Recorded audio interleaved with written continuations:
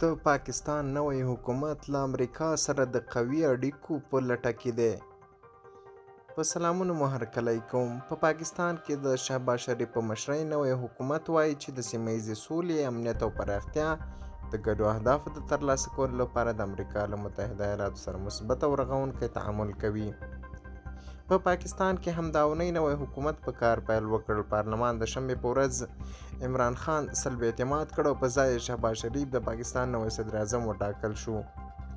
د نوي صدر اعظم دفتر ویلي چې له امریکا سره د خپلو مهمو اړیکو د لا عمیق کولو هلې ځلې کوي. د دوشنبې په ورځ د سپینې ماڼۍ ویان جنساکي وویل چې واشنګټن له پاکستان سره مهم روابط پالي چې هلته د واک په ګډوډۍ څوک ناست دي. د پاکستان د نوي صدر اعظم دفتر د دغو خبرو هرکلی کړی دی. ښاغلي شریف د دفتر په اعلامیه ویل شوي دي موږ به د تعادل او مشترکو اړیکو په اساس له امریکا سره روابط نور هم